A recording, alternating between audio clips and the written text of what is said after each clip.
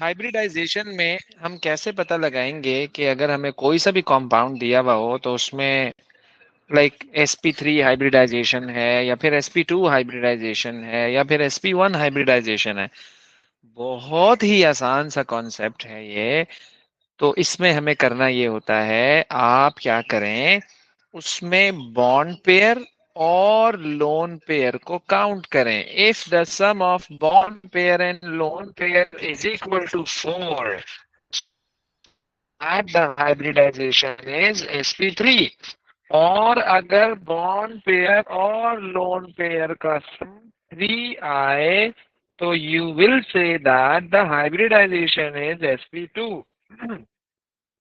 और अगर bond pair और लोन पेयर का सम 2 आए, so you will say that the hybridization is sp only। Simple। So you have to memorize this concept and you have to apply on the following compound। जैसे ये एक question है बिल्कुल recent paper का, and he is asking how many of the carbon atoms in a molecule of Q are sp2 hybridized। Okay, देख लेते हैं देख लेते हैं देख लेते हैं। तो जरा गौर से देखते रहिएगा कि मैं क्या कर रहा हूं। इसमें चार कार्बन, यानी सॉरी, इसमें कार्बन के साथ 4 बॉन्ड पेयर्स हैं, 0 लोन पेयर है। क्या कहते हो? 1 bond pair, 2 bond pair, 3 bond pair, 4 bond pair.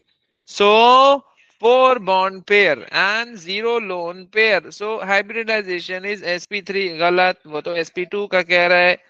तो भाई इसके साथ भी तो 4 बॉन्ड पेयर 0 लोन पेयर है, तो ये भी sp3 होगा ना। ये भी गलत, ये भी गलत। इसके साथ भी 4 बॉन्ड पेयर हैं 0 लोन पेयर हैं, ये भी sp3 होगा, ये भी गलत हो गया। बात को समझ रहे हो आप? मैं इसको क्रॉस करता जा रहा हूँ, cross cross cross, and then we have to see के sp2 हाइब्रिडाइजेशन किसकी है। आइए जरा इसको चेक करते हैं। सो इसके साथ 1 2 3 बॉन्ड पेयर, ये तो 3 bond pair and 0 lone pair, तो ये है ना sp2। अब आप बोलोगे सर ये तो 4 बॉन्ड पेयर्स हैं। भाई double bond is counted as one, double bond is counted as one. Okay, चलो जी इसको चेक करते हैं जरा। 2 bond pair and 0 lone pair, क्या कहते हो? एक ये और एक ये। Again I am saying double bond is counted as one, one and one, 2 bond pair 0 lone pair, so this is sp। नहीं नहीं नहीं नहीं नहीं नहीं नहीं नहीं नहीं, वो तो sp2 का पूछ रहा है ना। अब मैं इसको देखता हूँ, काउंट करता हूं मैं। तो ये होगा 1 2 3 bond pair and 0 lone pair, तो ये है ना sp2 आपके पास। ओके, अब आप क्या करो, इसको भी चेक कर लो जरा। 1 2 3, तो 3 bond pair and 0 lone pair, तो ये भी sp2 है ना। अब इसको अगर आप देखोगे, नहीं ये तो मतलब ये तो sp2 नहीं हो सकता ना, क्योंकि एक बॉन्ड पेयर ये रहा, एक ये रहा। तो ये तो 2 बॉन्ड पेयर और 0 लोन पेयर है। तो इसका मतलब आपके पास sp2 वाले, इसका मतलब आपके पास sp2 वाले कितने कार्बन एटम्स हैं?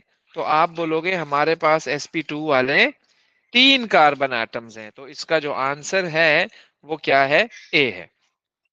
इसका आंसर क्या है? ए है। सिंपल है।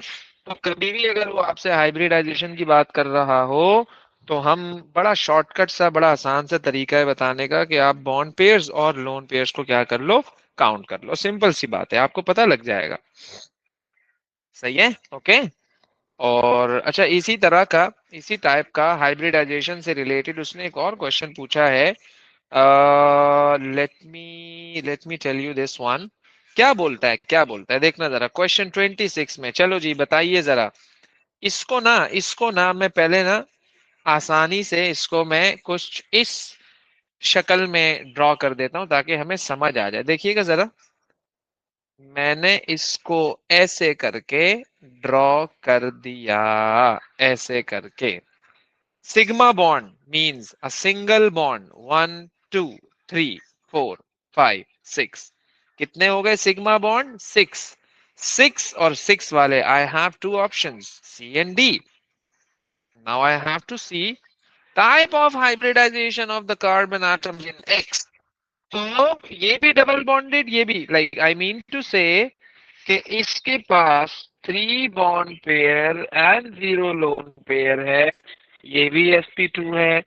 इसके पास भी 3 बॉन्ड पेयर है और 0, मतलब के 0 लोन पेयर है, तो ये भी sp2 है। यानी मेरे कहने का मतलब है कि ये वाला, तो ये भी sp2, ये भी sp2। इसको चेक कर लो जरा, इसको चेक कर लो जरा, इसको। तो इसमें एक ये रहा बॉन्ड पेयर, एक ये रहा बॉन्ड पेयर, तो ये तो 2 बॉन्ड पेयर हैं, 0 लोन पेयर है, तो ये तो sp2 नहीं है। ये तो sp2 नहीं है, बल्कि ये क्या है, sp है। बल्कि ये क्या है, sp है। ओके, क्योंकि some of lone pair and bond pair is equal to 2 आए, अगर जैसे कि इस केस में आ रहा है 2 + 0 इज इक्वल टू 2, तो ये तो sp हाइब्रिडाइजेशन है। ये तो क्या है, ये तो sp हाइब्रिडाइजेशन है। और वो ऑप्शन देखो ना जरा, सी में एक sp कार्बन है और एक जो दूसरी हाइब्रिडाइजेशन है वो sp2 है। So means that C is correct. तो अब your concept should be very clear regarding the hybridization, कि how can we determine the hybridization of an unknown molecule or a compound. Okay.